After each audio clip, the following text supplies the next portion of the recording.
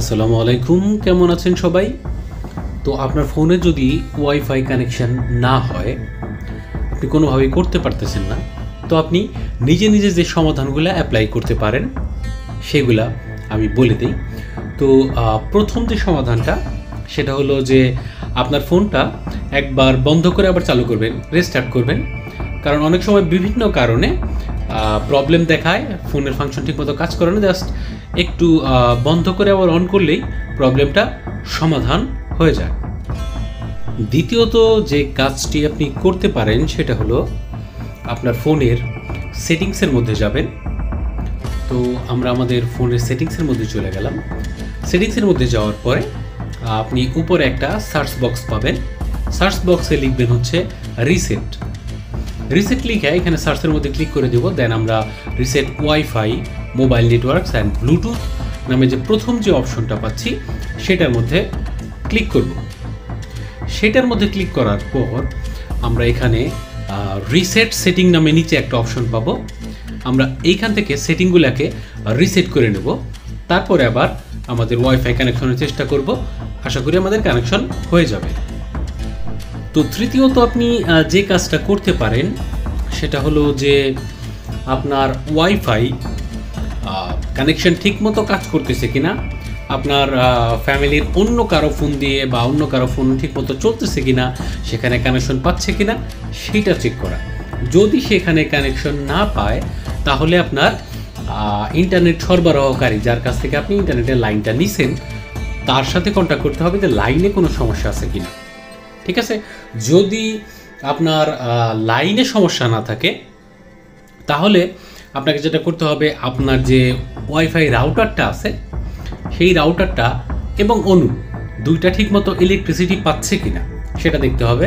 অথবা আপনার অনুর পেছনে যে কানেকশনটা সেটা লুজ কানেকশন আছে কিনা সেটাও দেখতে হবে, এবং আপনার রাউটারের পেছনে যে কানেকশনটা সেটা লুজ আছে কিনা সেটাও দেখতে হবে। সেই কারণে অনেক সময় ইন্টারনেট কাজ করে না। যদি সব কিছু ঘরে ঠিকঠাক থাকে তারপরে আপনি আপনার ইন্টারনেট যার কাছ থেকে নিছেন তার সাথে কথাবার্তা বলতে পারেন যে লাইনে কোনো সমস্যা কিনা আমার বাসায়। 4 নম্বরে আপনি যে কাজটা করতে পারেন সেটা হলো যে আপনার ওয়াইফাই রাউটারটাকে নতুন করে সেট আপ দেওয়া। ঠিক আছে, একদম ফ্রেশ নতুন করে সেট আপ কীভাবে দিতে হয় যে কোনো রাউটার আপনি ইউটিউবে খুঁজলেই পেয়ে যাবেন। আশা করি এইভাবে আপনি প্রবলেম সলভ করতে পারবেন। এরপর 5 নম্বরে যেটা আপনি করতে পারেন সেটা হলো আপনার ফোনের যে ওয়াইফাই কানেকশন সেটার মধ্যে ক্লিক করবেন, ওয়াইফাইয়ের মধ্যে। তারপরে এখানে যে অ্যারোটা দেখতে পাচ্ছেন, অ্যারোর মধ্যে ক্লিক করবেন। এইখানে একটু নিচের দিকে আসবেন। নিচের দিকে আসার পরে প্রথম যে অপশনটা প্রক্সি, তো প্রক্সির মধ্যে নান থাকতে হবে। ঠিক আছে, যদি নান না থাকে তাহলে আপনি চেঞ্জ করে দেবেন। তারপরে আসেন দ্বিতীয় যে সেটিংটা, সেটা হচ্ছে আইপি সেটিং। তো আইপি সেটিংয়ে এখানে স্ট্যাটিক এবং ডিএইচসিপি এই দুইটা সেটিং থাকে। তো দেখবেন যে ডিএইচসিপি আছে কিনা। যদি স্ট্যাটিক থাকে তাহলে ওটাকে ডিএইচসিপিতে চেঞ্জ করে দেবেন। নিচে আসেন, সেটা হচ্ছে প্রাইভেসি। এখানে ইউজ র্যান্ডোমাইজ ম্যাক অ্যাড্রেস খুবই গুরুত্বপূর্ণ, এটা সিলেক্ট করা থাকতে হবে। যদি আপনার ডিভাইস ম্যাক অ্যাড্রেস করা মানে সিলেক্ট করা থাকে তো সেক্ষেত্রে কিন্তু আপনার ইন্টারনেট না চলাই স্বাভাবিক, ইন্টারনেট চলবে না বা কানেকশন কাজ করবে না। তো আপনি র্যান্ডোমাইজ ম্যাক অ্যাড্রেস দিবেন। 6 নম্বরে আমরা যে কাজটা করতে পারি সেটা হচ্ছে আমাদের প্রত্যেকের অ্যান্ড্রয়েড ডিভাইসের মধ্যে একটা ম্যাক অ্যাড্রেস থাকে।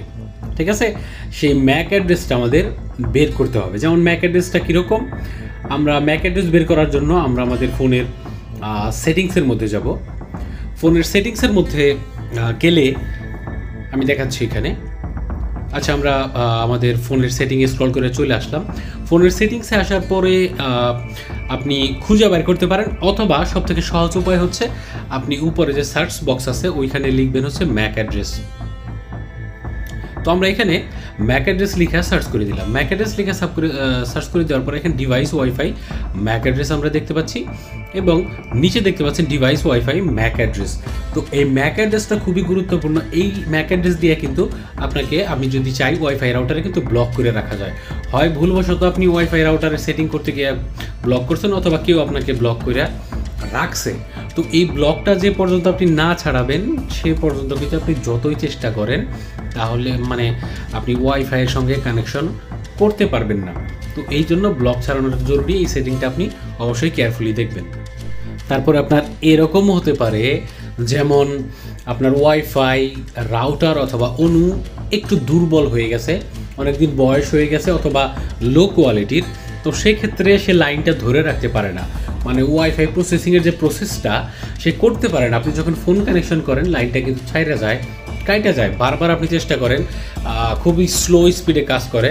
তো সেক্ষেত্রে আপনার রাউটার এবং অনু সার্ভিসিংয়ের প্রয়োজন আছে, ক্ষেত্র বিশেষে এটা চেঞ্জ করা লাগতে পারে। এখানে আরও একটা গুরুত্বপূর্ণ বিষয় দেখার আছে, সেটা হলো হয়তো আপনার ওয়াইফাই সেটিং আপনার ডিভাইসের মধ্যে, আপনার অ্যান্ড্রয়েড ফোনের মধ্যে, আপনার ফোনের মধ্যে এটা সেটিংটা চেঞ্জ হয়ে রয়েছে, সেভ হয়ে, ভুলবশত আর কি, আপনার মাধ্যমে হতে পারে, কোনো জায়গায় অজান্তে হতে পারে, ঠিক আছে। তো এখন আমরা সেটিংসের মধ্যে যাব।